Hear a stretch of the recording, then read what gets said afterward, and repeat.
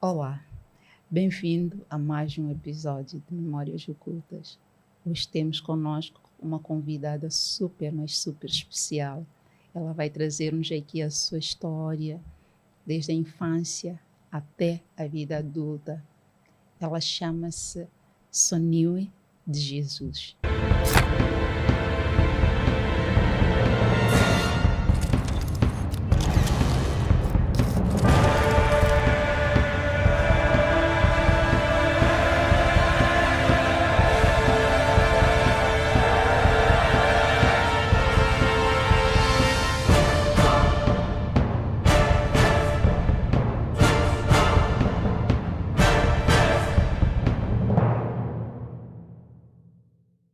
Eu passo desde já a cumprimentar.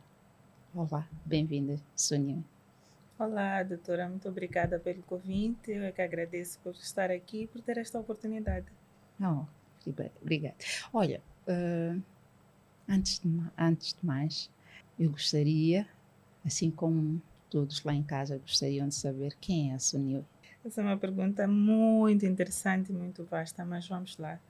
A Sonil é uma menina de seus 30 anos, técnica de construção civil e agora psicóloga clínica. Pois é. Não sou casada, não tenho filhos e tenho uma sede pelo bem-estar e saúde mental. Olha, Principalmente no ambiente cristão, que é onde vemos mais problemas e menos soluções. depois voltamos para esse ponto. Certo. Fiquei curiosa, porque lá é a nossa casa, onde vamos buscar a paz, onde vamos buscar aquele aconchego, onde vamos buscar aquilo tudo que nós queremos, que temos falta aqui fora, né? Então, quando diz que, quando traz esse lado aí, é um lado onde nós não... O cristão não consegue identificar, infelizmente, ainda não conseguimos identificar a raiz do problema. Okay. O problema pode ser o mesmo, mas para mim eu posso ter uma raiz física, a doutora pode ter uma raiz espiritual, mas podemos ambas ter uma raiz emocional. Enquanto não tratarmos onde está a raiz, nós só vamos podando e vai lá reemergindo, vai lá continuando. E nós continuamos, passamos 30 anos a cortar o mesmo tronco. Nós temos que ir à raiz do problema. Às vezes nós temos problemas emocionais e não espirituais. Às vezes temos problemas físicos. São os nossos hábitos alimentares que às vezes causam depressões. Às vezes nós vamos dormir depois de comermos arroz com feijão às 23 horas e temos pesadelos e dizemos que é perseguição espiritual. Não, ou acordamos cansadas às 4h30, é porque o corpo estava a trabalhar para fazer a digestão durante a noite. É claro que o corpo acorda cansado. Às vezes não é perseguição espiritual, são hábitos. Okay. Às vezes são Devemos preocupações. voltar para esse ponto aqui, mas antes eu quero saber quais são essas memórias ocultas que estão ali guardadas, que a Soniue quer aqui trazer e compartilhar. E talvez salvar uma vida, ou várias, né, com a sua história, porque elas salvam. Essas histórias salvam. Porque nós nos apercebemos que, afinal de contas, não sou eu sozinha que estou a sofrer por isto, por esta situação. Já houve alguém que me antecedeu e que deu a volta por cima. Então, o que traz? É da infância? É da juventude? É de agora, como adulta, que já disse, já tem 30 anos e já está numa fase em que está a trabalhar? Conte-nos por onde começa. Uma das memórias ocultas da infância que eu tenho, não é especificamente de um dia, mas é um período em que ainda na infância eu devia ter 9, 10 anos, por aí. Nessa fase eu lembro-me que eu não saía do quarto, eu vivia no quarto. E não era uma criança que tinha muitos brinquedos, eu era mais artística. Lembro-me até hoje que a minha irmã mais velha ofereceu-me um rádio, os antigos, com colunas. E eu peguei no rádio, deixei de lado e fiz uma casa com a caixa. Eu não queria o rádio, eu queria mesmo trabalhar, ser artística e trabalhar com as minhas mãos. Mas então a família sempre, a minha mãe principalmente, ela sempre descreveu-me como uma criança que gosta de ficar no quarto. E lembro-me que por algum tempo ela pensou que fosse pela televisão que eu tinha no quarto. Ela tirou e não mudou nada para mim, eu continuei no quarto e não tinha brinquedos, não tinha entretenimento. Então, e eu hoje lembro-me que eu vivia na minha mente. Então eu criava mundos imaginários na minha mente. Eu não tinha problemas em ficar a tarde toda no meu quarto a viver na minha mente.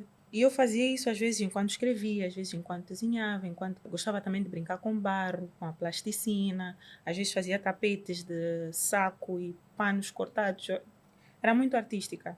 Mas essa para mim é uma memória oculta porque eu percebo que hoje, com o conhecimento de psicologia que tenho, percebo que foi ali o início de uma depressão contínua. Ok. E eu era muito jovem, Ok. ainda estava em fase de desenvolvimento. Isso significa que o meu cérebro, o padrão que eu tenho, ou o mapa que eu tenho no meu cérebro, desenvolveu-se ali. Eu desenvolvi uma depressão crônica ali. Eu comecei ali, porque não conheço uma sonila que não seja naquele padrão de isolamento imaginário. Ok.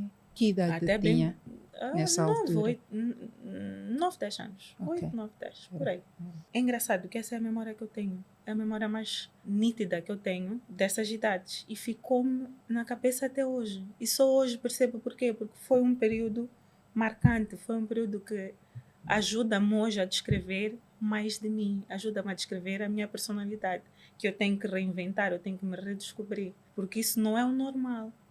Porque foi um padrão que foi estabelecido naquele momento que não é o certo. Por isso que eu acabei desenvolvendo muitas dificuldades para a interação social, muitas dificuldades para expressão emotiva. Até bem pouco tempo eu tinha dificuldades para abraçar, para estar perto. Ainda tenho um bocadinho. É preciso que fosse alguém muito próximo a mim e que tivéssemos uma proximidade. Nem com amigos. Eu hoje percebo que nem com amigos. Então fui uma pessoa muito isolada e às vezes as pessoas podem pensar que eu fui vítima de alguma violência. Não foi uma violência direta ou não física, talvez emocional, pela idade, pela falta de estrutura emocional para receber o ambiente em que eu estava. Mas esse foi um ambiente em que os meus pais tiveram dificuldades. Entre eles, eu não sei até hoje quais são, posso até ter algumas ideias, mas... Mas o que é que aconteceu aqui nesta relação com os pais que diz que houve alguma... Sim, os meus pais estavam numa fase de conflito entre eles.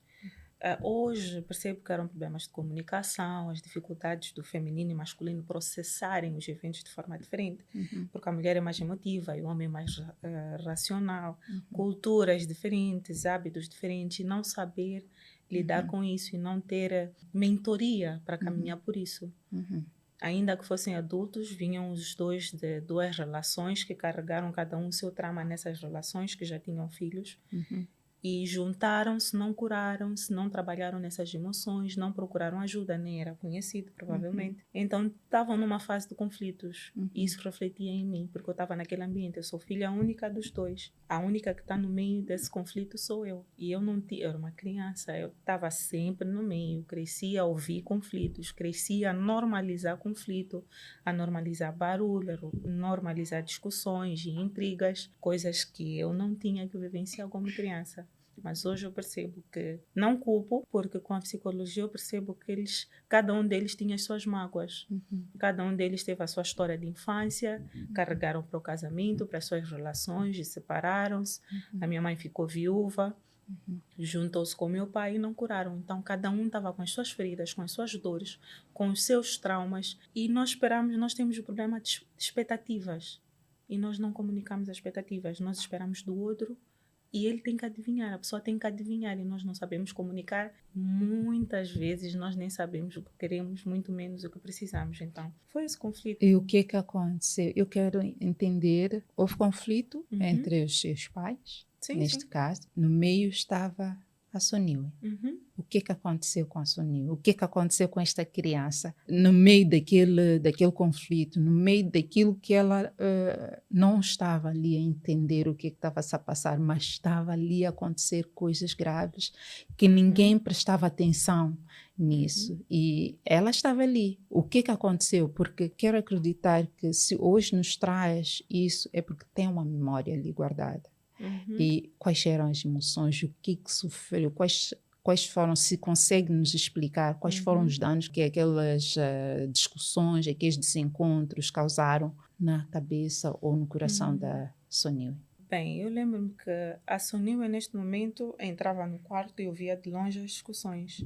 Lembro-me que neste momento a Sonila aprendeu o momento certo para falar. Lembro-me também que sentia-me mais... talvez abandonada, porque eu lembro-me que no fim uma criança é que sempre paga as contas.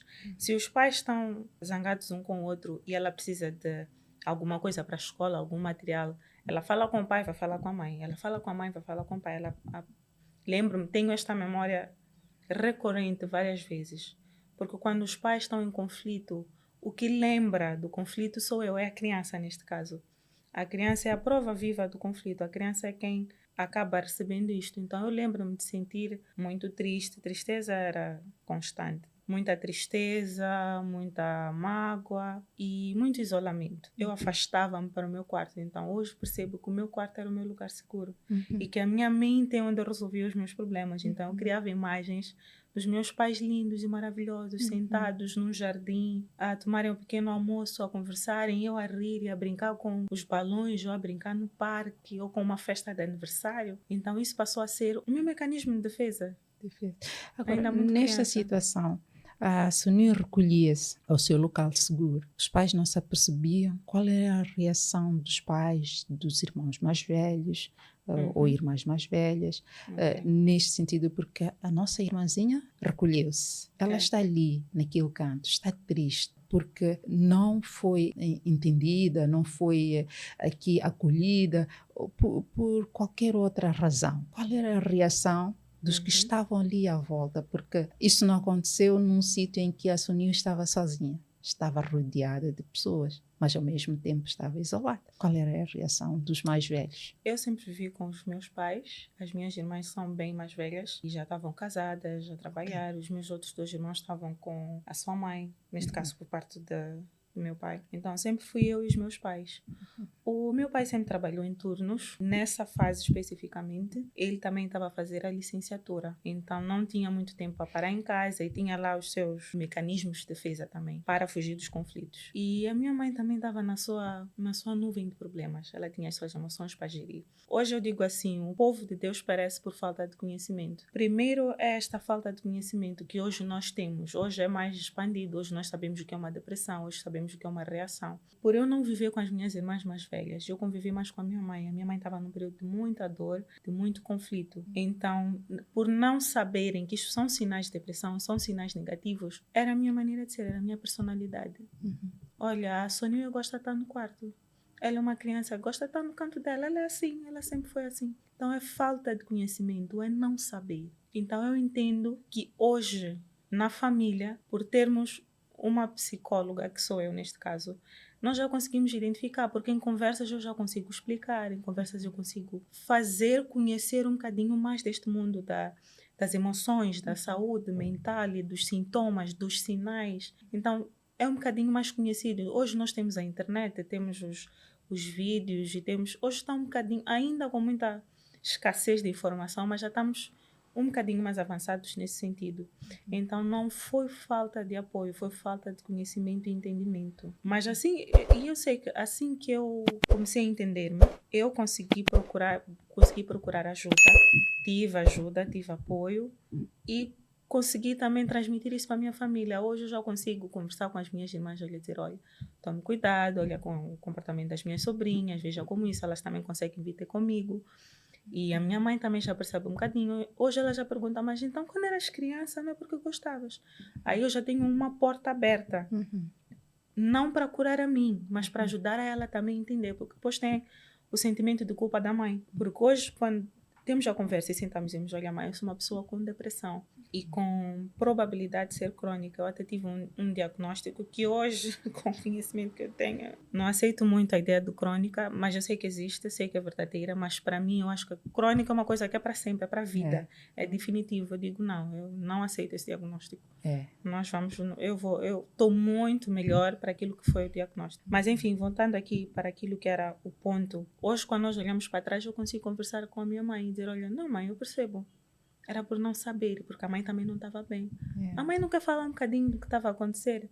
Vamos conversar normalmente. É certo que eu não posso conversar com a minha mãe como psicóloga, mas posso conversar como filha. Como filha. Como alguém que aprende com aquilo que ela passou, como alguém para ouvir com intimidade. Claro, com um bocadinho de conhecimento de psicologia, mas não é uma terapia, é uma conversa. Conversa. Sim. A senhora estava a dizer que teve ajuda. Que tipo de ajuda? Onde é que foi? Como é que foi essa ajuda que teve? Porque era uma criança? Não. Já na vida adulta. Como criança, Tudo não bem. tive ajuda Não teve nenhuma. ajuda? Tanto é que eu declarei dentro de casa com 18 anos, com 12 anos, desculpa. Eu declarei dentro de casa com 12 anos que eu não ia nunca mais viver em Moçambique, em Maputo. Eu vou sair, não volto mais. E Ok. com 12 anos a minha mãe disse, olha, tens duas opções, ou vais para a África do Sul, não tens família, ou vais para a Itália estudar. A senhora está a dizer que ficou revoltada com tudo? Ou que tipo de reação, que tipo de sentimento é que teve ao declarar que eu não vou viver em Moçambique, não vou viver em Maputo? É extremo. É muito extremo. Uhum. É assim, uma criança não tem senso de normalidade, de princípios, de moralidade. Então, tudo aquilo que ela absorve é de quem está ao redor dela. Então, para mim, um relacionamento normal é aquilo que eu crescia a assistir. Seja dos meus tios, das minhas irmãs. Nós somos moçambicanos, nós conhecemos a dinâmica do relacionamento. Nem moçambicano, eu vou dizer mesmo africano. Nós conhecemos a dinâmica dos relacionamentos africanos. A normalização da poligamia, seja ela familiar, cultural, ou não vou nem entrar nesse assunto, porque é um assunto de cultura base. Ainda que a lei diga que é o homem e a mulher, legislamento, mas nós vemos famílias já lobolarem, que é o nosso casamento. De certa forma, para muitas zonas rurais é o que é mais importante. O que o governo diz não muda nada dentro de casa. Quando eu era criança, eu normalizei o ambiente e o tipo de relação que eu vi na família. Normalizei o conflito, normalizei os princípios, ou falta deles, ou a escassez, ou alguns questionáveis. E eu entendi que, pelas novelas, eu entendi que o branco vive melhor que isto. Porque eu lembro-me que na novela, quando existem conflitos entre um homem e uma mulher, ambos podem sair facilmente. E uma criança, eu lembro-me especificamente disso, que a criança tinha voz nas novelas. A criança podia falar, pai, eu não quero isto, mãe, eu não quero isto. Pai, parem de discutir. Mãe, a criança tinha autonomia, o que aqui é chamado de falta de respeito. Então eu disse, não, eu não gosto de Moçambique, eu quero a vida de branco. Então eu vou para onde o branco está. E eu declarei, eu disse, não. Eu já entendi que negro é assim, eu quero mesmo viver branco. Esqueci-me que sou negra. Esqueci mesmo. Ou não tinha essa consciência que o branco é o branco, tem a sua cultura, tem os seus princípios. E o negro é o negro. E cultura é uma coisa que não se transfere. Existem muitos jogadores de futebol que saem de países centro-africanos, que vão para a França, para a Europa, para a Alemanha. Casam-se com brancas, mas a cultura não é algo que é só aprendido, é algo que vem na genética. Nós até hoje perguntamos, uma criança, filha de pai negro ou pai africano e mãe branca, tem hábitos que não foi ensinado, porque o pai decidiu que não vai repetir, mas a criança faz. Aonde é que aprendeu? Aonde é que tem esse gosto pela chima, por exemplo? Quantas vezes nós vemos uma criança branquinha e quer chima? Aonde é que aprendeu? As expressões faciais que uma criança tem, ela não aprendeu em casa, certamente não aprende na escola nem na rua. Mas onde é que ela tem essa facilidade? O ritmo dessas crianças. Que em casa vamos ouvir ópera. Eu conheço casos assim, em casa ouvem ópera. O pai disse, olha, eu não quero nada africano na minha casa. A criança ouve ópera, ouve música clássica. Mas no segundo, que houve um som de batuque africano, ritmos predominantemente africanos, o corpo mexe-se. Ele consegue mexer-se. Onde é que aprendeu? Isso é genética, isso é cultura que está na genética. Isso é, até posso dizer que é espiritual, porque não fugimos disso. E eu não tinha essa consciência. Hoje estamos em uma conversa super especial. Temos uma convidada que não só veio trazer a sua história, mas também veio trazer alguns conhecimentos da psicologia, porque ela é psicóloga. Ela procurou, entretanto, conhecer-se a fundo, procurou estudar-se, procurou, de alguma forma, curar-se através dos conhecimentos que ela tem da psicologia, através das vivências que ela teve fora e dentro do país e principalmente dentro da família dela. Nós hoje conversamos com a doutora, agora vou dizer doutora Soniwe de Jesus. Ela está aqui a relatar-nos. Mas então, foi crescendo, disse que saiu, foi para fora. Porque renegou aquilo que vivia e convivia dentro da sua família. Sim, sim. E era uma forma de sair desta prisão, deste processo de depressão. O que acontece quando a Sonia vai para o exterior? Melhorou? Piorou tanto. Oh, meu Deus. Mas é assim, eu saí com 18 anos de idade. Eu não fiz a 12ª, fiz curso técnico em construção civil. Então, quando saí, fui com a intenção de fazer arquitetura. Mas os exames para admissão lá foram muito complicados, a nova língua e o nível de ensino era muito diferente. Então, fiz um curso que não exigia exame para admissão, que era o Engenharia de Estruturas. Eram 3 anos, não 5, como a arquitetura. Perdi o primeiro ano, mas no segundo entrei. Eu tive algumas experiências muito tristes. Por exemplo, por coincidência, quando eu estava lá, na Itália, coincidiu com a fase de refugiados da guerra. Eles iam lá de barcos, eram eram negros, muitos deles não tinham alojamento, não eram documentados. Alguns recorriam ao crime e muitas mulheres recorriam à prostituição. Quando eu procurei um quarto ou uma casa para alugar, foi um quarto neste caso, eu procurei pela internet e conversei com o dono do lugar da casa pela internet e aluguei, assinamos o contrato e tudo. E não me apercebi que estava numa rua que era conhecida pela prostituição das refugiadas. E era o meu caminho para a faculdade. Então lembro-me que algumas vezes eu saía. No início eu nunca tive muito contato com a sociedade, com amigos. Eu lembro-me que quando eu era criança, a regra dentro de casa era casa, escola, escola, casa. Eu não brincava na vizinhança. E eu lembro que fazia escola-dança. Esse era o meu refúgio. Era a única coisa fora da escola e da casa que eu tinha. Mas por alguns conflitos lá na escola-dança, eu não pude continuar. Então, a partir daí foi casa, escola, escola, casa. Então, não desenvolvi, não conversava com amigos. Não desenvolvi habilidades sociais, de comunicação social, de interação social.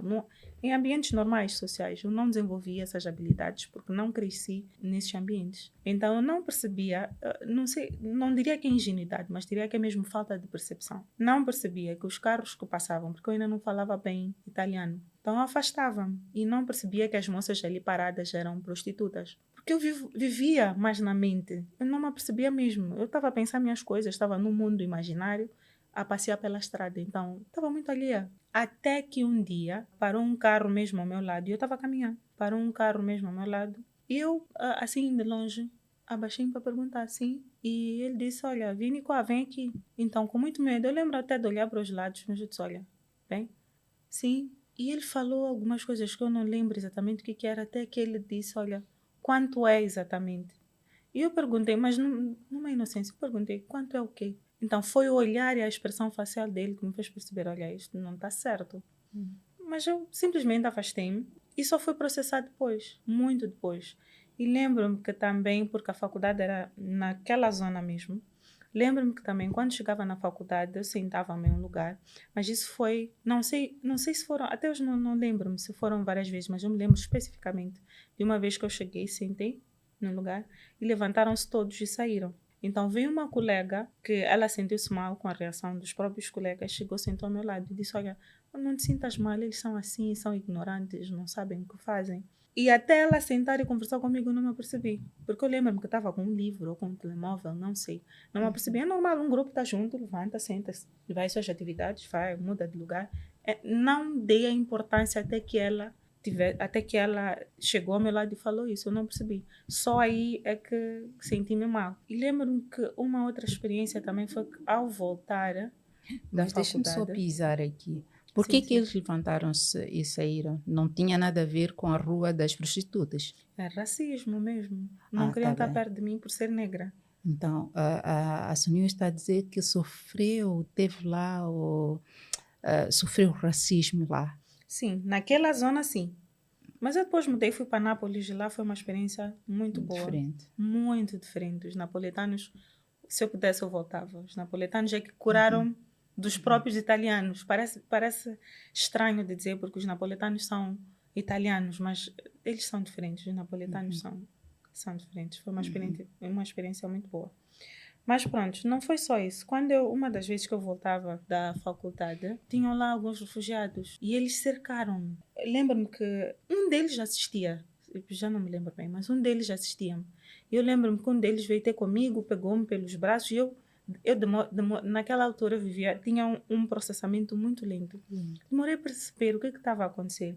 Mas quando vi que ele tinha uma faca enrolada com alguma coisa, e eu não percebia o que eles estavam a dizer, porque eles diziam só sorella ou sister, irmã, nessa expressão, porque não falávamos a mesma língua, eles não falavam bem italiano. Mas ele tinha algumas noções de inglês, porque até dizer sister, mas se bem me lembro. Então eu comecei a gritar e pedir ajuda, e as pessoas passavam. Estão entre os negros, guerra dos refugiados, guerra dos negros, guerra dos pretos. Não se metiam. Até que naquele dia entrei tão em pânico que passou um jovem na moto de entregas e ele ficou do outro lado da estrada. Ele disse, olha, tá tudo bem, eu te peço para chamar a polícia. E quando ele pega o telefone, eles saem. Mas ele estava do outro lado da estrada. E quando eles saíram, ele foi a vida dele. Ele salvou a consciência dele. Ele fez o certo na consciência dele, do outro lado da estrada, sem prestar qualquer apoio. Tudo bem, eu entendo que foram momentos muito pesados para os italianos, que havia muita agressividade dos refugiados. Mas eu não era refugiada, eu era documentada. Mas porque éramos todos negros, é tudo a mesma coisa. Quem ele atacou eram os refugiados. Refugiados. Sim, por isso que chamavam-me de irmã. Somos todos negros, somos irmãos aqui. E qual era a intenção deles? Não sei. E isso, qual é o trauma? Qual foi o trauma que trouxe para Soninho nessa altura? O que aconteceu? Nessa altura eu passei a não sair. Eu saía somente 2 vezes por semana e não estava a conseguir adaptar-me na faculdade. Parei de ir. Foi esse ano que eu perdi. Até que houve um programa chamado Erasmus, de intercâmbio de estudantes, que vieram lá portugueses. E, por coincidência, estavam em uma casa perto da minha. E como eles vêm em grupos, tinha lá uma angolana, moçambicana, olha, interagimos, ela foi muito simpática, lembro-me dela até hoje, a Nádia, ela salvou-me muito. E ela puxou-me muito, conversou muito comigo, fazia questão de tirar-me do quarto, e lembro-me que foi dessa vez até que fizemos uma viagem, porque lá é muito fácil, o transporte é muito acessível, o comboio, os aviões, encontramos voos até de 20 euros, 12 euros da EasyJet, e ela queria fazer uma digressão por algumas cidades que ela queria visitar. Fomos a Roma, Veneza e Nápoles. E Nápoles foi isso. Então ela puxou-me e fomos lá, fizemos a nossa... Eu e ela. Ela não me conhecia de lado nenhum, mas acho que ela percebeu, puxou-me. E quando fui a Nápoles, senti-me tão acolhida, senti-me tão bem. Ela disse, olha, antes que eu volte para Portugal, muda-te, eu vou te ajudar. Então mudamos, procurei lá a universidade, falei ao telemóvel com a minha mãe. Ela disse, olha, tudo bem, vai. Porque onde eu estava perto do meu irmão vive lá. O pai dele é italiano, minha mãe foi antes casada com um italiano. Então, minha mãe disse, está tudo bem, mesmo que não estejas perto do teu irmão, já estás segura, já és grandinha, consegues sobreviver. Eu disse, sim, então ela disse, olha, tudo bem, vai lá. E foi uma experiência maravilhosa, né? Em Nápoles, até que começaram os problemas. Mas os problemas já foram individuais. Nápoles é uma cidade bonita, as pessoas lá são muito acolhedoras. A pizza é maravilhosa, assim, saudável até hoje, o queijo. Mas eu fui muito bem acolhida. Eu não me lembro de estar em Nápoles e não ter sido bem acolhida. Até com a coisa do cabelo. Porque eu fui para lá com o cabelo desfrisado, mas foi crescendo, não consegui gerir sozinha. E fui criando o meu cabelo natural. Até com o cabelo natural, porque o ser humano percebe. Eu lembro-me que, não vou dizer a cidade, mas lembro-me que antes de ir para Nápoles, na cidade que eu estava lá antes e que tive uma experiência, eu lembro que os olhares eram de desdém, de desvalorização, de questionamento. Mas em Nápoles era mesmo curiosidade, era mesmo interesse. E em Nápoles as pessoas são tão próximas que eles falam mesmo aqui na cara. E olhavam para mim e diziam, olha como és linda, o cabelo é natural, mas posso pegar, posso sentir como é. Nunca peguei. As pessoas eram mais... Eu não gostava muito de que me pegassem o cabelo, nem que falassem tão próxima, mas porque eu percebia que era... Acho que também isso ajudou a libertar-se, né? Numa de... as pessoas estão a apreciar, não querem tocar-me porque, sei lá, porque é uma coisa de mal, mas sim querem, sei lá, fazer um carinho, ter uma curiosidade boa e tal, não sei o quê. Muito, isso curou-me muito, mas muito mesmo. Porque eu lembro-me de ter contado a minha história a uma das minhas colegas de casa e ela sentiu-se tão nervosa que eu não passei um Natal, um final de ano em casa. Eu tinha sempre onde ir. Ninguém me deixava em casa. E eu queria ficar em casa, porque eu sempre gostei do meu canto, sempre achei que gostava, né? Mas eu sempre queria ficar. E as mães das minhas colegas, as avós, não me deixavam ficar em casa. Nos fins de semana, quando vinham buscar as colegas, e tu vais fazer o quê? Não, tu vou ficar em casa. Não, não, não, não, não, vamos. Abriam as portas da casa, várias vezes eu fiquei em casa de colegas. Passei lá natais e final de ano, fui super bem acolhida, muito bem acolhida. Mas a Soninho estava a dizer que esteve em Nápoles até que aconteceu. O que é que Pois. aconteceu? Oba! Então, aqui vai a história mais interessante. Nem comecei a falar, já começo a sentir mais ok. Quando eu estava em Nápoles, eu comecei a ter algumas experiências estranhas no quarto. Comecei a ver vultos, já não consegui dormir de noite. Porque eu sempre fui uma pessoa que vivia na mente, eu já não conseguia ter controle do meu mundo imaginário. Eu começava a ver-me em salas escuras com serpentes, e começava a ver que tinha vultos, presenças que passavam, experiências muito estranhas. Sério? Então, sim. Oh, ainda bem mais. Bom, eu muitas das vezes, desculpa estar aqui a cortar, Não. muitas das vezes quando ouço essas histórias, para mim são histórias imaginárias. Uhum. Como é que via isso? Era uma coisa que via assim de dia, de noite, assim, acordada? Sim, acordada, mas era mais sentir. Vamos imaginar que a doutora está aí sentada e aparece alguém ali atrás. Qual é o instinto que a doutora tem? Há uns arrepios. Pois. Então, quando é uma pessoa física presente, mesmo que não esteja a ver, que não ouça, se tiver alguém atrás, vai virar, vai perceber alguma coisa em si, vai perceber que tem alguém, tem uma pessoa, tem uma presença aqui atrás de mim. O estranho é virar e não identificar, mas saber que tem alguém ali. Porque esse instinto que nós temos acontece, sim, acontece. Mas isso eu acabei, pelo mundo em que eu entrei, não vou dizer normalizando, mas acabei com o tempo percebendo melhor. Quero saber, esses vultos, essas coisas estranhas o que é que vinham fazer, o que é que faziam a Sonia? No início eu já não me lembro o que vinham fazer, mas sentia oprimida. Sentia muito oprimida. Não me sentia bem, sentia como se o coração estivesse a apertar. Hoje percebo que é ansiedade ou síndrome de pânico, porque é muito diferente, mas com sintomas muito similares. Era uma sensação de pânico sem justificação que eu conseguia controlar. O meu corpo não me obedecia, porque eu sei que não estou em perigo, mas o meu corpo reage de uma forma que eu não tenho controle, como se estivesse em perigo. Isso é uma definição muito reduzida de pânico, mas não era de síndrome de pânico, mas não era bem assim. Era muito com sintomas muito mais reduzidos, mas uma experiência muito viva e durou algum tempo, até que finalmente aceitei voltar para Maputo, visitar, porque eu não queria voltar mesmo, não estava afim. Esses vultos perseguiam porque não estava aqui em Maputo? Era para trazerem de volta? Não sei, porque eu nem entendia, eu nunca tive experiência com esse mundo. Faço esta pergunta porque fala disto e depois no final diz até que. Falha na explicação. Não foi relacionado ver os vultos com isso. Porque, é assim, eu sempre fui uma pessoa muito imaginária. Eu podia estar aqui sentada e estar no shopping a fazer compras e a ver o vestido. Na imaginação. Então, o que me preocupava é eu não controlar, não poder controlar. E eu lembro-me que via muitas séries, muitos os famosos dorama. Aquilo era meu refúgio. Eu ficava em casa e ficava a assistir. Até que o sol nascesse eu ia dormir. Para não ver os vultos e para não estar naquela sensação, porque eu já não tinha controle sobre o meu mundo imaginário. É como se alguém tivesse a invadir o meu mundo imaginário. Então, disse, olha, se eu já não consigo viver bem aqui, eu vou viver no mundo virtual. Se não posso viver na imaginação, vai ser no virtual. Então, eu via séries. Até que o sol nascia, eu percebia que de dia, se eu dormisse, não acontecia nada. Era só a noite. E eu não entendia. Então, eu simplesmente procurei soluções, descobri o que melhorava e ia por esse caminho. Assim. E quando é que dormia? Quando é que descansava? Porque se estava ali durante a noite a ver séries para fugir desse mundo obscuro, não dormia? Não, até que o sol nascesse. Quando via o sol nascer pelas persianas, eu ia dormir. Porque nós nem tínhamos aulas todos os dias. Então, eu vivia assim. Se eu tivesse aulas na segunda, eu sabia que na terça não havia de ter. Era muito raro termos aulas 2 dias seguidos. E a família cá teve conhecimento desse?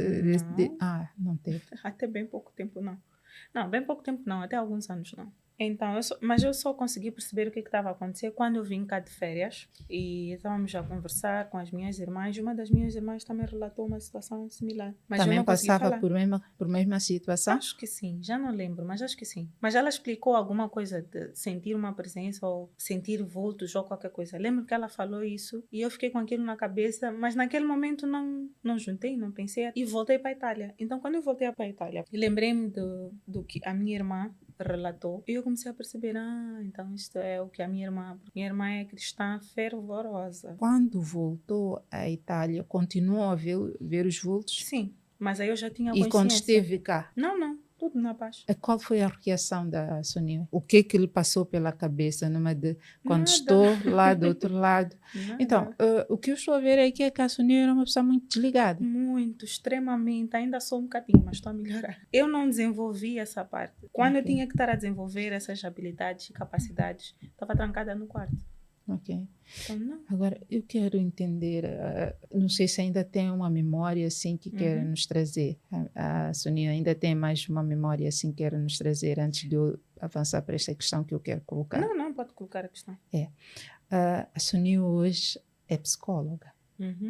Não vou falar da parte da engenharia. É psicóloga. Sim. Analisa a sua própria história. Pode nos falar um pouco, como psicóloga, o que realmente aconteceu com a Sonia na infância e o que em psicologia nós poderíamos dizer e o que nós poderíamos aqui, não seria prescrever, mas orientar. Que tipo de orientação é que nós poderíamos dar a esta criança se tivesse tido contato naquele momento com uma psicóloga? Eu tive. Foi por isso que eu fiz a psicologia. Então, eu não tive lá muito boas experiências com psicologia, porque foram 3 experiências. Primeiro foi um psicólogo cubano, que eu fui falar com ele e contei, olha, eu tenho tido sensações estranhas, às vezes tenho alguns sonhos. Não eram exatamente sonhos, mas existe, não conheço bem a escala de sonhos, mas existe um período em que nós estamos a dormir, mas a consciência ainda está lá. Era nesse período que eu tinha meio visão, meio sonho, só não tinha controle, mas ainda não estava completamente a dormir. E quando eu contei, ele passou para o lado cultural. Ele perguntou, de que família és? Quais são os hábitos familiares? Vocês acreditam em espíritos? E ele disse para mim, olha, é melhor que procures alguém que te possa atender nesse lado, para conhecer o teu lado cultural. Essa foi a reação do psicólogo cubano. A segunda experiência que eu tive, eu relatei isso e a psicóloga disse-me, assim mesmo. Disse, olha, isso não é nada, a minha vizinha teve esse problema e depois passou. Vai passar isso. E eu calei-me. E o que mais eu vou dizer? Calei-me. E depois tive a terceira experiência com uma psicóloga. Quando eu contei, ela disse para mim, é sério?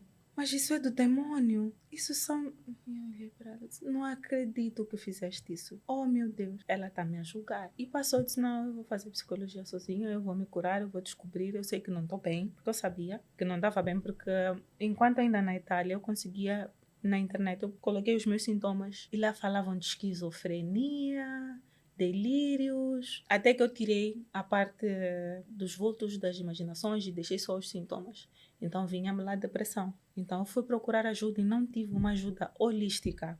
Por isso que hoje eu digo de boca cheia que as pessoas que vierem ter comigo vão tratar o corpo, a alma e o espírito. Porque é assim que nós somos formadas. Está claro em Gênesis 7, na formação do homem. Do pó da terra o homem fez o corpo, soprou em suas narinas o sopro da vida e então o homem se fez alma vivente. Nós temos as 3 dimensões, enquanto nós não tratarmos da saúde das 3 dimensões, nós não vamos chegar à plenitude, não vamos chegar ao bem-estar. Não adianta irmos ao psicólogo e estarmos numa igreja e sermos servas e seguirmos e fazermos as orações, o jejum, se temos hábitos maus com o corpo, se passamos a vida a comer batata frita, passamos a vida a comer óleo e os fast foods e não bebemos água e não nos alimentamos bem, o corpo paga. E o corpo influencia na alma. A alma influencia o espírito, a alma influencia o corpo. Nós somos um ser que tem 3 dimensões. Enquanto não trabalharmos nas 3, não vamos chegar a lado nenhum. Vamos passar a vida no bambolê, vamos passar a vida não vamos estar num caminho pleno. E é contínuo, o cuidado é contínuo. Não é comer uma vez saudável ou durante um mês saudável. São hábitos para sempre, seja de saúde mental, seja de saúde espiritual, seja de saúde física. É constante. Quando eu voltei em 2020, em setembro de 2020, eu me formei como médica tradicional. Oh, meu Deus. Não, pois, foram histórias da vida. Pode nos contar esse episódio? Depois de voltar para cá, para Moçambique, eu não fiquei mais lá na Itália. Resumindo, não fiquei mais lá na Itália. E quando eu cheguei aqui, as pessoas diziam que eu tinha espíritos, que eu tinha que ser formada, que eram espíritos de lá e de cá. E eu disse, tá bem, pá, eu vou fazer. Se é isso que vai me deixar bem, eu vou fazer. Porque a outra opção era entrar na igreja. E as experiências das pessoas que entraram na igreja que eu tinha eram horríveis. Eu disse, não vou ficar maluca. Não vou entregar a minha casa, não vou entregar o meu carro, não vou me afastar A da Soninho família. ainda não era psicóloga? Não. Eu fiz a psicologia justamente por causa disso, porque eu não encontrei solução na psicologia. E o único departamento que me entregou uma solução foi a medicina tradicional. É engraçado, é assim, Deus é tão bom, mas Ele é tão bom que não permitiu que eu tivesse mais experiências. Porque isso até me emociona muito, porque eu tive mais experiências ao dormir, com a opressão e a depressão, eu via serpente, eu vivia num mundo obscuro mesmo. Mas quando eu levantei para fazer a formação, eu tive uma experiência que não foi o que as pessoas contam. Eu não tive essa experiência. Eu sei que as pessoas sofrem muito nas formações, passam por muita opressão, mas eu fui muito bem tratada. Eu fiquei lá 2 meses e foi com alguém que me tratou com muito carinho. E muito cedo ela perdeu a vida. Isso dói-me, porque hoje eu olho para mim e digo, olha, se elas tivessem vida, estaríamos nós as duas salvas hoje. Porque eu acredito muito nisso. Dói-me muito, porque a ajuda se calhar não foi a certa. Eu sei hoje que não foi o caminho certo. Sei hoje que era um caminho que não ia dar certo na mesma. Mas ela foi a pessoa que levantou, me ajudou, me acolheu, me recebeu muito bem. Nós duas, o povo parece por falta de conhecimento. Conhecereis a verdade vos libertará. E nós não conhecíamos a verdade. Ela não conhecia a verdade e me levou por esse caminho. Mas ela me acolheu. Ela tratou de mim como nenhum membro da minha família, senão a minha mãe, tratou. Todo mundo transformou a minha experiência na experiência deles. Ninguém pensou em mim. Cada um pensava em si, na minha experiência, na minha dor. A única pessoa que esteve do meu lado foi a minha mãe. E a minha mãe também ajudou-me muito. Estávamos todos no caminho errado. Mas foram as pessoas que me ajudaram. Porque nem elas não conheciam a verdade que eu conheço hoje. Não têm a experiência com Jesus que eu tenho hoje. Mas eu dou graças a Deus porque eu entrei no mundo para que as pessoas que passassem por mim não entrassem. Hoje, se alguém vier ter comigo e dizer, olha, doutora, eu vejo vulto, eu tenho essa experiência, a minha família diz que eu tenho espírito, eu vou dizer, olha, o que acontece nesse mundo é isto, as consequências disso são estas, estas e estas, e a palavra de Deus diz isso, porque o máximo que eu posso fazer é exortar, quem convence é o Espírito Santo. Eu tive a minha experiência com Deus, mas hoje eu percebo que a mulher do sangue corrente viveu 12 anos com a menstruação contínua, 12 anos. Eu me pergunto, mas Deus é Deus Todo-Poderoso, por que não salvou ela antes? Deus não salvou ela antes para que eu pudesse olhar para aquela história e dizer, olha, se Deus fez por ela, faz por mim. Deus escolheu uma pessoa e sacrificou essa pessoa para que milhares, através desse sofrimento, foram salvos. Então eu passei por essa experiência para que milhares de pessoas ouçam a minha história e sejam salvas. E não tenham que passar pelo que eu passei. Esse não é um caminho que eu aconselho a ninguém. É um caminho contínuo. É um caminho de muita consagração ao mal, é um caminho muito obscuro que nunca passa.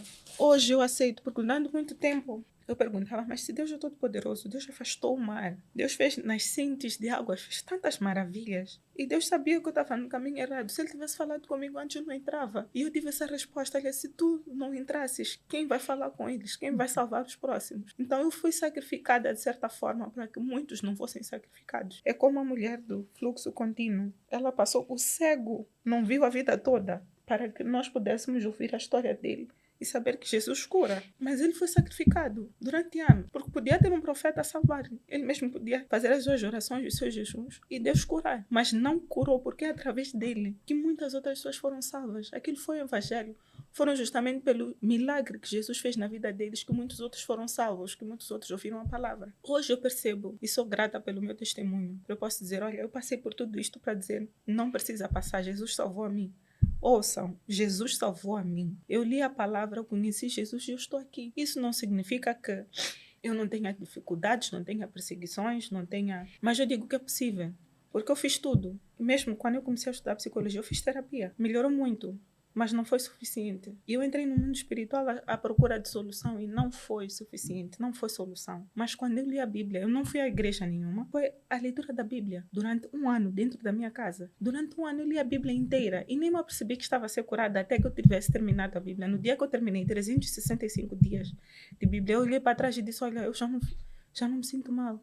Eu já consigo sentir prazer quando como, eu já consigo conversar com pessoas durante mais tempo. Eu já não preciso ter o quarto tão escuro. Eu já não tenho a sensação constante de tristeza sem justificativa. Eu já não fico a pensar no passado como poderia ter sido antes. Eu já não espero, já não julgo muito. já não fico à espera dos outros, já não tenho... Muita coisa aconteceu quando eu me apercebi durante um ano, simplesmente porque eu li a Bíblia todos os dias. Não fui a igreja nenhuma, não fui a queima-queima nenhuma, não fui a libertação nenhuma, foi a palavra do Senhor. É como diz, a palavra é apta para discernir. A palavra divide a medula e o osso. A palavra é salvação. Conhecereis a verdade vos libertará. É tão simples quanto isso. E nós, às vezes, nos complicamos tanto as coisas. Está escrito na palavra. Conhecerás a verdade vos libertará. Não existe nada mais verdadeiro do que a Bíblia. Muita coisa. Não, estou impressionada. Porque a Sonia estava aqui a falar-nos do momento em que esteve a fazer o curso de curandeirismo. E dali, diz que lá alguém a acolheu. Não teve aquele acolhimento ou aquele tratamento, o estilo que acostumamos de ouvir, que acontece lá, mas sim teve um acolhimento de alguém. Ela foi uma mãe que a recebeu. Acho que por a ter recebido assim, a protegeu desse tratamento hostil que se fala por aí. Muito. Quando fui para lá, a família. Eu estava com a minha mãe. Só a minha mãe esteve do meu lado. Cada um teve as suas reações. Alguns me julgaram, outros negaram, outros me apoiaram de longe. Mas quem esteve comigo foi a minha mãe. Minha mãe sempre me apoiou, ela sempre esteve do meu lado. Todas as lágrimas que eu tirava, ela tirava o dobro. Todas as dificuldades que eu tive, ela passava o dobro. Porque ela passava por mim e passava por ela como mãe. Hoje eu entendo, não sou mãe, mas eu percebo que a mãe sofre sempre 2 vezes, porque vê o sofrimento do filho e tem a sensação de impotência. Porque eu lembro várias vezes minha mãe dizia que se eu pudesse, minha filha, eu carregava essa dor por ti, carregava esse sofrimento por ti. Então eu percebo que se não fosse a minha mãe, eu não teria aguentado nem metade. É minha mãe, foi a minha mãe. Ninguém mais esteve lá. A minha mãe esteve lá. Desde o início. Várias vezes, quando eu não conseguia dormir ainda estando lá, falava com ela. Às vezes à noite eu acordava de madrugada, não conseguia dormir. Eu me via em ambientes obscuros. Eu ia tocar na minha mãe. E ela levanta. Mesmo agora, quando eu decidi ser batizada, eu fui batizada, já não me lembro, acho que ano passado, no início. Quando eu fui batizada, à noite, eu entrei em pânico. Fiquei com medo que fossem sair espíritos no meio do batismo. Eu acordei a minha mãe às 2 horas de madrugada, às 3. Ela levantou e ela disse: minha filha, vai correr tudo bem, não tenhas medo. Somos todos de Deus. É sempre a minha mãe. Ela é que sempre me apoiou, ela é que me dá força já até hoje. Ela é que me apoiou quando eu decidi fazer a psicologia, depois de eu ter perdido a faculdade na Itália. Porque eu voltei e não tinha terminado. Mas eu já não tinha como terminar, eu não estava bem. Então minha mãe disse: olha, volta minha filha, não tem problema, deixa o que as pessoas vão falarem. Cuida da tua saúde, cuida de ti, tu vais recuperar. E recuperei. Quando eu fui formada em 2020 como médica tradicional e comecei a faculdade em 2020 e minha mãe sempre esteve do meu lado. Até hoje eu digo a ela que a licenciatura é nossa. Ela também é doutora. Foi sempre ela. Ainda que agora com a salvação, com a palavra, ainda não estejamos exatamente eu e a minha mãe no mesmo caminho, mas eu sei que vamos estar no mesmo caminho. Não estão no mesmo caminho por quê? Estamos no mesmo caminho, mas ainda não exatamente no mesmo ponto. Eu estou um bocadinho, corri, porque eu li a Bíblia durante um ano e ela não.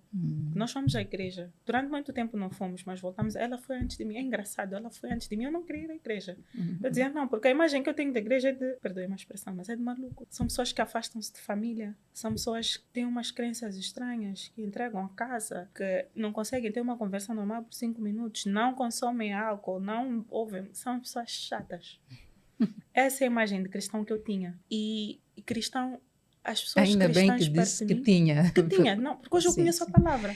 Mas ainda existem muitos cristãos que obedecem pessoas, não a palavra. Eu vou bater sempre na...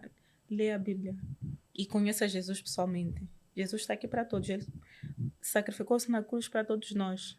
Jesus não fala só com o pastor, não fala só com o profeta, fala com todos nós. Lê a palavra. Não vamos acreditar no que o outro diz. Temos que ler a palavra. A relação individual, a salvação individual. Não dependemos dos outros. Sim, então, eu explicava com a minha mãe qual é a diferença, certo? Sim. Pois, então, eu avancei na minha relação com Jesus, no meu conhecimento com Jesus, porque eu li a Bíblia durante um ano e isso mudou-me muito, transformou-me muito. Aprendi muita coisa e eu não me apercebia, porque São 3 capítulos por dia. E eu não vou percebendo o quanto isso vai me transformando, o quanto isso vai abrindo a minha mente, o quanto isso vai me tocando. Eu comecei a perceber princípios.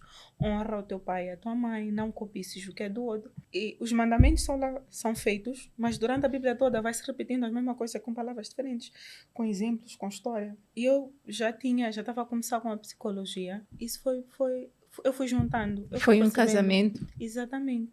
que deu bons frutos. E eu percebi que a Bíblia tem 2000 anos e a psicologia tem um pouco mais de 100 anos. Mas não há nada que nós não estejamos a descobrir agora na psicologia que já não esteja na Bíblia. Nós hoje percebemos que existem várias formas de fazer uma intervenção para a depressão, por exemplo. Mas pode ser depressão, stress, TDAH, qualquer coisa. Existem várias formas. Nós podemos entrar pelo espírito, pela alma ou pelo corpo. A ciência fala de uma maneira totalmente diferente, mas a conclusão que tem é que tem que ser atacado de todos os lados. E que vem tudo da infância. E a Bíblia fala a mesma coisa. Cuida dos teus filhos, não tenha medo de educá-los. Porque é preferível que tu eduques hoje para amanhã eles não sofrerem as consequências da falta de educação. Isso é bíblico e nós estamos a falar disso hoje. Hoje é que está-se a falar muito, está-se a repisar muito na educação das crianças, porque nós estamos a negligenciar esse aspecto. Hoje nós ouvimos a expressão dos mais velhos, essas crianças de hoje não têm respeito. Mas quem educou as crianças? Quem educou as crianças que hoje não têm respeito? Então hoje nós temos que voltar a ensinar a educar, temos que voltar a explicar a importância da educação. Mas isso já está escrito há muito tempo. Hoje nós dizemos em psicologia, nós precisamos ter controle, precisamos identificar os nossos pensamentos, nós precisamos estar aware, precisamos estar conscientes dos nossos pensamentos. A psicologia hoje fala disso, que nós devemos captar, identificar os pensamentos, sermos observadores dos pensamentos e selecionarmos. Este pensamento eu não quero. O pensamento aparece lá, retira. É uma técnica. Eu, na verdade, eu tenho feito esse filtro. E esse filtro que eu faço ajuda-me a ter essa capacidade de peneirar, posso assim dizer, ou filtrar tudo depois quando sai pela minha boca. Exatamente. Então, este controle, este que nós dizemos controle emocional, eu recebo, processo, filtro, depois quando for a responder, vou tentar responder da forma mais... Sim, para chegar a esta estágio em que eu estou, levei muito tempo, eu sou calma, falo muito devagar, exatamente para falar, eu falo a pensar, para dar aquele espaço de entrar, filtrar, depois sair, para termos uma conversa agradável, uma conversa saudável. Sim, mas ainda assim é preciso que isso aconteça dos dois lados da mesa. Sim. Enquanto o outro lado da mesa não tiver mesmo filtro, ou a doutora encolhe, deixa-me falar, ou então em algum momento isso chega à emoção. Porque o que acontece? O pensamento dirige a emoção. Se eu estiver a pensar aqui em casa o que eu vou cozinhar, como é que eu vou cozinhar, eu não vou deixar transparecer nada. Mas se eu me lembrar em pensamento de alguma memória triste, eu vou ficar triste. E eu vou lhe transmitir isso. Então é do pensamento que são formadas as emoções. É como a raiva, a ira. Se eu controlar em pensamento, se eu trabalhar comigo em pensamento, eu não vou exportar isso. Quando alguém tem isso, mas isso é um processo e são técnicas que nós vamos aperfeiçoando.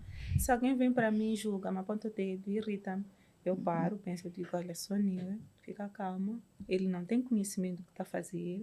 Ele não tem a mesma sabedoria que tens para a emoção. Eu tenho uma responsabilidade, eu sou psicóloga, eu vou respirando fundo. Tenho que deixar de lado a Sonia e puxar a doutora.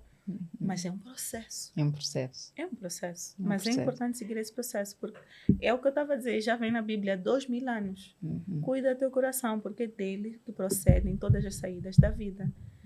O coração é o centro das emoções. Então a Bíblia já diz, controle as suas emoções, tome cuidado com as suas emoções, porque é dele ou das emoções que saem todas as saídas da vida. A nossa conversa hoje com a doutora Sonia está a decorrer num ambiente de muitas emoções, na verdade, muito conhecimento que está sendo trazido aqui à tona. Ela fala-nos de áreas diferentes daquilo que foram os estágios da vida dela, da caminhada dela. Está interessante e nós vamos continuar. E eu espero, sinceramente, que esta história vá salvar alguns de vocês por aí. A mim já me está salvando. Acreditem. Doutora, vou continuar aqui com a doutora Sonia. Então, mas hoje, qual seria o conselho que daria a uma adolescente, ou um adolescente, porque nós estamos aqui a restringir sexos, a um adolescente, se encontrasse na situação em que a doutora ou a Sunil se encontrou na sua infância, na sua adolescência, na sua juventude, aquelas guerras, aquelas contradições por causa de ações externas. Se eu pudesse dar só um conselho, eu diria, antes de tomar qualquer decisão, leia a Bíblia. Procure saber o que a Bíblia diz sobre a situação em que se encontra. Não existe situação que aconteça aqui no mundo, que aconteça consigo, que não tenha acontecido com qualquer personagem da Bíblia, ou com qualquer pessoa da Bíblia, que a Bíblia não tenha uma direção, que não tenha uma sabedoria para lidar sobre esse assunto. Não confie em si, não confie nos próximos, porque o ser humano tem uma natureza de sobrevivência, de instinto de desejo e de prazer. O ser humano não é confiável. Procure saber o que a Bíblia fala sobre isso, porque essa sabedoria está a funcionar há 2000 anos e há mais do que isso e tem dado certo. Então procure a Bíblia. A Bíblia é a salvação.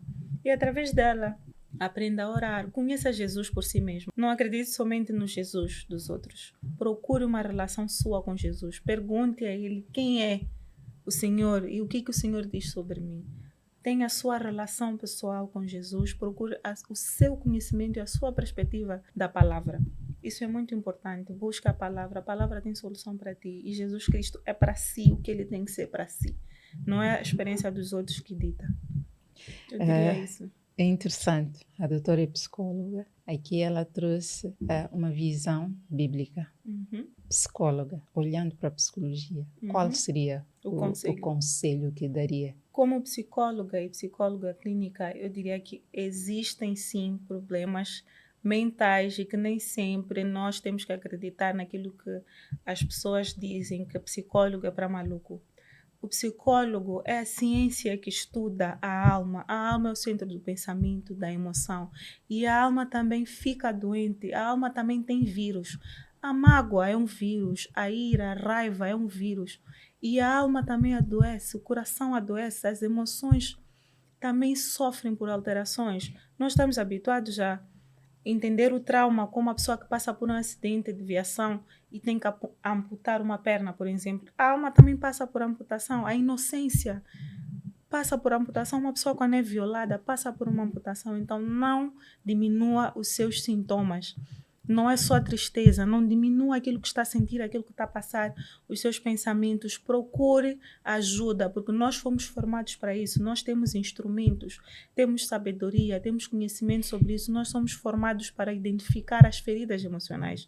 Somos formados para trabalhar com os traumas psicológicos. A alma também adoece. Isso é uma falta de informação que nós temos, que pensamos que só o corpo adoece. A alma também adoece, a doença mental é real. Procure ajuda o mais cedo possível. Os psicólogos estão aqui para isso, são formados para isso. Não deixe de procurar ajuda, nós estamos aqui. A conversa está tão interessante que eu olhava, eu pensei que só ia falar com uma psicóloga, pensei que haveria de estar aqui a escutar uma história só da Sunil, mas a Sunil nos trouxe mais, nos trouxe este lado bíblico que veio aqui. Tudo quanto nós recebemos aqui é surpresa, porque nós conhecemos, temos contato com a história, exatamente no momento em que todos lá em casa têm contato com a história. O que tem mais a deixar que nós não conversamos aqui, não tocamos como um tema, como assunto, como um ponto importante para as pessoas que estão lá em casa, que precisam realmente saber? Não é exatamente um tema que não tocamos, mas talvez aprofundar um bocadinho mais de uma maneira bem simples e breve,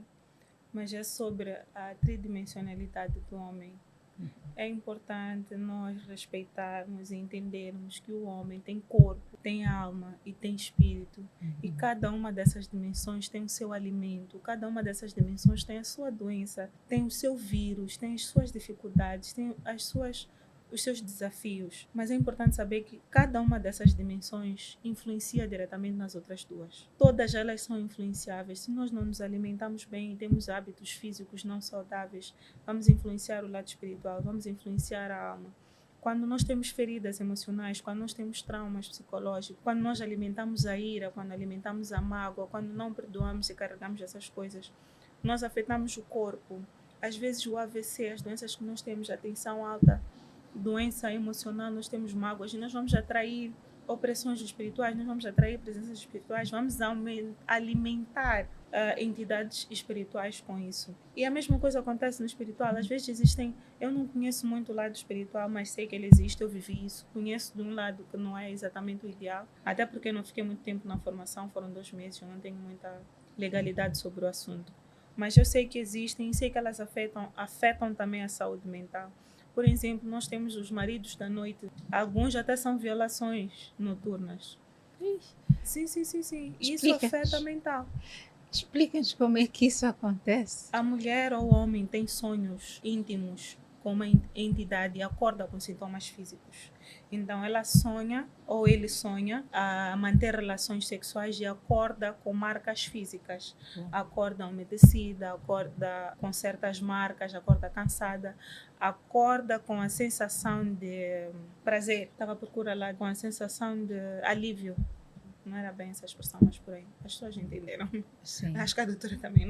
Não tenho a palavra agora na mente, mas é por aí. Mas existem também... Algumas mulheres até desenvolvem o que nós chamamos em psicologia, no físico, de síndrome de Estocolmo. A síndrome de Estocolmo é quando alguém é raptado e desenvolve afeto por essa pessoa, desenvolve dependência emocional, fica ligado a essa pessoa. Então alguém passa por um rapto, vive com ela 10 anos e no fim diz, não, ele é meu marido, eu lhe amo e não quero que nada aconteça, mas ela foi tirada, desenvolve prontos sentimentos e emoções. Então isso também acontece com as entidades espirituais. Algumas mulheres ou homens desenvolvem tanto afeto que só se sentem satisfeitas nos sonhos e já não conseguem ter relações físicas, relações no mundo. Verdadeiras. Então isso afeta também o emocional. Existem também mulheres ou homens que são violentados no sonho, que passam por violações nos sonhos. No mundo físico ou em psicologia, uma psicologia que não é holística, que não recebe todos esses pontos, não percebe. Isso é aquilo que falaram de mim, que são delírios, a esquizofrenia, porque tudo aquilo que não está no mundo real deixa de ser neurose para psicose, ou seja, existe um rompimento com o mundo real. Então já não consideramos uma intervenção mental ou emocional, é uma intervenção medicamentosa, psiquiátrica, quando nós não temos contato com a realidade. Então se nós tratarmos isso só nesta dimensão, não vai ser possível, porque este trauma, esta mulher foi violentada, ainda que fosse no sonho, ela carrega traumas de uma violência sexual. Mas nós não temos esse conhecimento, porque não foi físico, mas as feridas emocionais estão lá. Mas isso aconteceu no mundo espiritual, ou numa arena espiritual, isso aconteceu num sonho. Mas nós não temos a capacidade de parar e pensar e dizer, olha, algo que aconteceu no mundo espiritual afeta o meu lado emocional. Existem pessoas que relatam que não têm sorte, e às vezes é no mundo espiritual e às vezes são nos hábitos. Diz que não tem sorte, mas não trabalha, não se empenha, não procura conhecimento. E existem outras pessoas que fazem tudo isso mesmo assim, não conseguem. Ambas são afetadas emocionalmente. São 2 dimensões diferentes, mas é tudo afetado. A mesma coisa acontece com o corpo, como eu já tinha dito antes. Nós vamos comer uma refeição às 23 horas, acordamos cansada e dizemos que são opressões espirituais. Não, são hábitos. Às vezes nós não conseguimos acordar cedo, cuidar do corpo, e então durante o dia todo sentimos que o coração não está funcionando no seu melhor e vamos dizer, não, isso é opressão. Estou com dor de cabeça, não é opressão, são hábitos. Pode até ser, mas existem casos em que não são hábitos. Então o que eu digo, que eu acho muito importante esclarecer, é que nós precisamos ter consciência que existem 3 dimensões e precisamos saber identificar a raiz, porque nós precisamos tirar a raiz. Enquanto a raiz estiver num terreno fértil, a árvore vai se reinventar, vai lançando os seus ramos, vamos estar sempre a cortar e nunca teremos paz. Porque, olha, se o problema forem hábitos e nós culpamos o espiritual, nós vamos estar sempre a fazer libertações, vamos estar sempre a orar. Vamos a um psicólogo, o psicólogo vai continuar a trabalhar nas feridas mentais e vai resolver outras coisas, mas se aquele problema for de hábitos e não for tratado, não vamos resolver o problema. É a mesma coisa no emocional. Se o problema for emocional e não for um psicólogo que tem instrumentos para trabalhar com isso, que tem instrumentos para identificar essas feridas, esses traumas, essas situações, esses hábitos e padrões de pensamentos, nós temos instrumentos para isso. Enquanto não for um psicólogo e não tratar isso, não vai ser o pastor. E também não vão ser os hábitos. Pode ir ao nutricionista, ao ginásio, fazer o que tiver, vai ao pastor. Se não for o psicólogo e a fonte ou a raiz for no emocional, for no psicológico, não vai se resolver. Não vai, porque nós temos que tirar a raiz do terreno fértil. Enquanto não identificarmos o terreno, não tirarmos a raiz, não vamos resolver. Não vamos resolver. Então eu acho que essa é a minha mensagem principal. Ótimo. Muito obrigada. Tratamento, uma intervenção holística do ser humano. Não temos como nos separar. Não Muito existe. obrigada. Muito obrigada, doutora.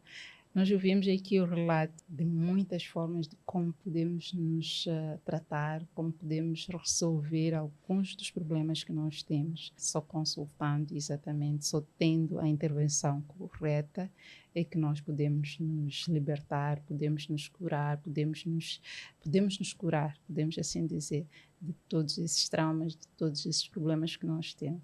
Nós queremos aqui agradecer, muito obrigada, doutora, por este dedo ou dedão de conversa que nós tivemos, por esses esclarecimentos desses pontos que por vezes são trazidos aqui como memórias e que às vezes não tem assim um enquadramento na cabeça das pessoas ou naquilo que é a vivência deles, porque não tem esse esclarecimento que a doutora hoje aqui trouxe. Muito obrigada por vir também a Suniu trazer a sua história. Por isso é que eu desde o início dizia que este é um episódio diferente, porque estamos aqui a trazer não só uma história, mas também estamos aqui a trazer possíveis soluções, possíveis caminhos para resolver estas nossas emoções escondidas, esses nossos problemas que estão lá no nosso baú de memórias ocultas.